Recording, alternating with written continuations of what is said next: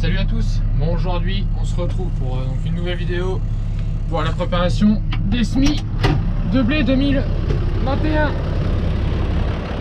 Alors pour ça, donc là je suis avec donc le 85-60, le Vibroflex Conskilled à l'avant et à l'arrière, le Rafale, le Bonnel de déchômeur à pattes d'eau. Donc c'est parti, on est lancé. Donc après avoir eu quelques petits soucis, bon ça c'est d'autres problèmes.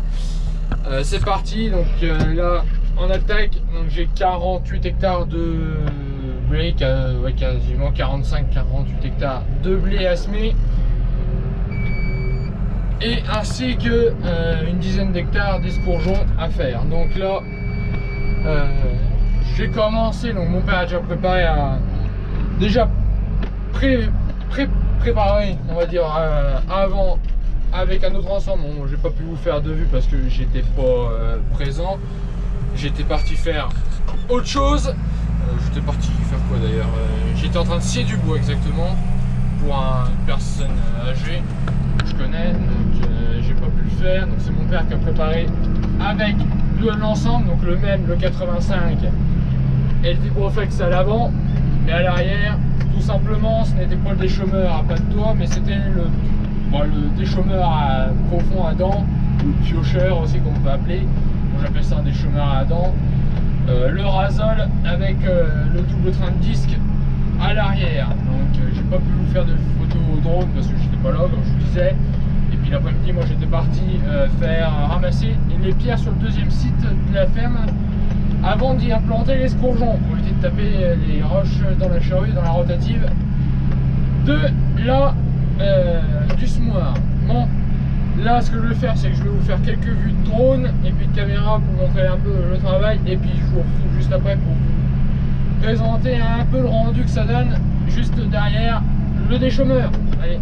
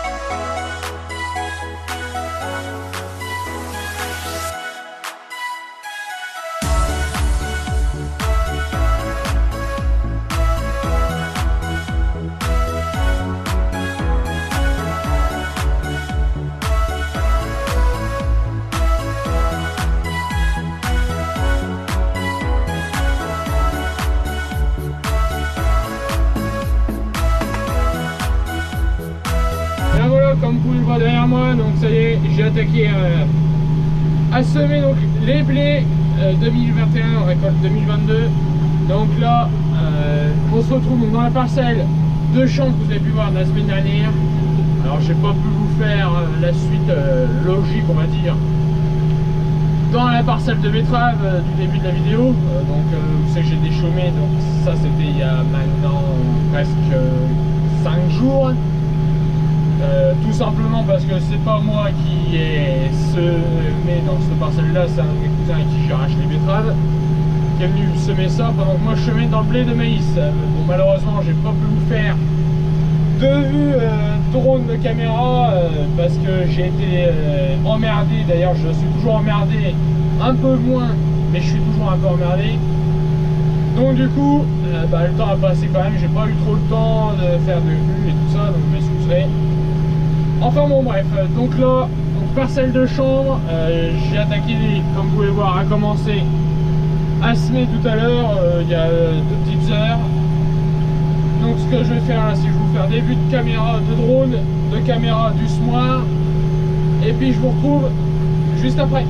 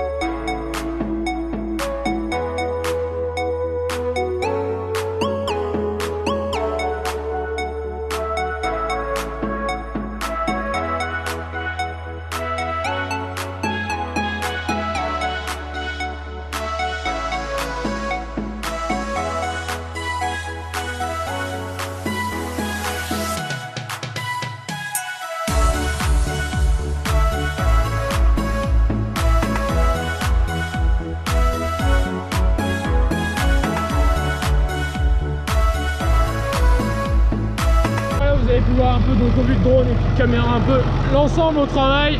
Bon bah l'ensemble, je vous le présente pas, hein, c'est toujours le même. Le TM jumelé à l'arrière avec le TAS avant et puis le Smoir, le combiné Amazon l'Airstar. Donc là, vous montrer donc un peu avant. Donc ici, voilà, donc là on est juste après donc le passage donc du Razol avec les disques à l'arrière. Bon, j'aurais pas pu vous faire de vue parce que je sais pas moi qui l'ai passé n'importe où. Donc là, une bonne préparation de sol. Donc derrière le champ, on voit plus du tout presque résidu. Bon, à part qu'il y a un petit peu une repousse de chambre un peu là, mais ça va les négocier après avec donc la rotative. Et là, donc après le passage donc de la rotative, donc la terre, franchement, comment vous dire que faire plus de poudre que ça, c'est moins évident et ça fait un bon boulot. Bon, il reste quelques agrégats, mais ça, franchement, c'est pas très dérangeant pour le blé. Donc vous avez pu voir, donc je mets pas les herçons à l'arrière, donc les herses de renouvellement, tout simplement à cause de ceci. Donc malheureusement des fois avec le chanvre, on retrouve un peu des résidus, donc ça encore ça pourrait aller, mais ça c'est un peu plus gros. Et le problème c'est que derrière, avec les herçons, les petites herses de nivellement, le problème c'est que ça ferait une lame de bulldozer, ça ferait un Caterpillar, un D9, et au lieu de faire un beau truc, un beau SMIC d'aplomb, ça ferait tout simplement un bulldozer et on pourrait construire, faire une plateforme dessus. Donc bon bah, c'est tout, c'est comme ça. On leur tire, mais franchement ça fait pas un meilleur, ça fait pas du boulot dégueulasse, loin de là. Donc là, alors je vais tenir déjà à préciser une chose avant qu'on me demande pourquoi. Vous avez pu voir donc sur les vidéos de drone que je ne mettais pas le TAS avant. Alors tout simplement c'est pour une seule raison. Donc je vous ai dit, j'étais emmerdé avec le Smoir au début de la campagne de SMI. Alors la première chose, c'est quand j'ai attelé le tracteur sur le semoir. Là au bout de mon dos, vous pouvez voir juste ici, vous avez un espèce de ressort. Donc ça, ce ressort là, ça me sert à jalonner donc les passages de pulvérisation, donc de traitement. Donc tous les 6 passages, je ferme. Donc je fais 6 passées complètes de ce mois et la 7e, je la ferme pour jalonner, étant donné que je traite en 28 mètres. Et le problème c'est que j'avais beau activer, donc comme ça marche avec le commande hydraulique avec le petit bloc qui se trouve ici, le problème c'est que j'avais beau descendre mes traceurs, ça ne fermait pas les jalonnages, ça me les laissait ouverts. Donc j'ai cherché, j'avais peut-être un peu des doutes sur le problème. Donc le concessionnaire est venu, le technicien, le mécano est venu. Donc le vérin était foutu. Donc du coup j'ai commencé à semer à l'ancienne, donc c'est-à-dire à descendre à tous les 7 passages, mettre une corde, enfin un bout de chambre à air pour pouvoir fermer mes jalonneurs. Donc bon, ça prenait du temps, il fallait descendre à chaque fois, il fallait arrêter la turbine et tout ça. Donc bon, là maintenant c'est réparé, ça marche nickel chrome. Deuxième problématique, là c'est la plus emmerdante, c'est carrément le tracteur qui déconne. Je ne peux pas relever, une fois que la turbine est entraînée et mise en route, je ne peux pas relever et le TAS avant et le semoir. Alors bon, je pense très sincèrement que ça doit être la pompe hydraulique qui commence à être un peu faiblarde. Donc pour l'instant, donc je fais à l'ancienne, donc je coupe, je mets le distributeur qui commande donc la turbine en flottant, et puis je tourne comme ça parce que bon, j'ai quand même une 50aine d'hectares à semer. J'ai 48 hectares de blé à semer, et puis j'ai aussi une dizaine d'hectares d'escourgeons à semer. Donc il faut bien trouver un moyen. Donc bon c'est tout, je fais comme ça à l'ancienne, et puis bon ça marche pas plus mal, dans le temps c'est comme ça, et puis ça marchait plutôt pas trop mal. Donc enfin bon bref, c'est tout. Donc pour vous donner un petit peu mes galères, pour ne pas le changer d'habitude, vous allez dire, mais bon c'est tout, c'est comme ça. Bon, ça me fait gueuler un peu parce que j'ai jamais été trop patient, ça n'a jamais été trop mon truc la patience. Et j'aime bien quand le matériel est bien entretenu, tout ça, parce que je suis assez maniaque là-dessus. Et j'aime bien quand ça fonctionne. Donc, bon bref, donc là, donc pour vous donner un peu donc des données, donc là, je roule à peu près à 6,5 km/h. Donc, pour semer, donc je sème pas, c'est pas une vitesse très élevée, mais bon, ça me convient parfaitement. Jusqu'à 7 km/h, c'est largement assez, parce que bon, c'est pas la peine de semer à toute berzingue. Surtout que c'est pas un sport du tout qui est fait pour semer très vite, hein, qui est pas fait, c'est pas un sport rapide comme les Baderstadt ou les sports à disque, Horsch. C'est un combiné de semis, donc moi j'ai toujours semé à 7,5, 7 au plus grand que j'ai semé c'est 7,5. Enfin bon bref, c'est tout. Ensuite donc, j'ai fait pour l'instant, donc depuis le champ de Luzerne jusqu'à maintenant, j'ai fait 3 hectares 17 sur les 7 qui va juste à côté donc du champ de betterave. Et ensuite, donc là le boîtier, donc vous pouvez voir, donc je suis rendu donc à 0. Donc là je suis en train de jalonner donc les passages de pulvérisation. Bon, dans le champ de toute façon ça va vite être fini, il me reste encore à peu près peut-être 2 petites heures tranquillement à faire. Au bout là-bas vous pouvez voir où mon doigt, il y a le télescopique que mon père m'a apporté de la semence pour que je me démerde tout seul. Lui il est parti faire donc les vaches, moi je continue à semer. Et puis là, petite nouveauté cette année, bon, j'ai mis en place la barre de guidage. Alors vous allez me dire, t'as dit que t'étais pas du tout GPS, barre de guidage c'était pas du tout pour ça. C'est vrai, je ne suis pas du tout pour ça. Bon, le GPS il a des avantages et des inconvénients, je ne dis pas. C'est comme pour la marque de tracteur, hein, je tiens à préciser tout de suite que s'il y en a qui viennent juste pour marquer en commentaire, ah c'est normal, c'est parce que c'est un New Holland, c'est de la merde, patati patata, faut acheter un John Deere, comme j'ai déjà eu, un jour m'a dit quand même, achète un John Deere, c'est meilleur, ça tombe jamais en panne, tout simplement parce que c'est les produits du marché. J'en ai rien à foutre. Que ce soit un New Holland, un John Deere, un Massey Ferguson, un Kaz, un JCB, un Fendt, un Valtra, un Caterpillar, un Steyr,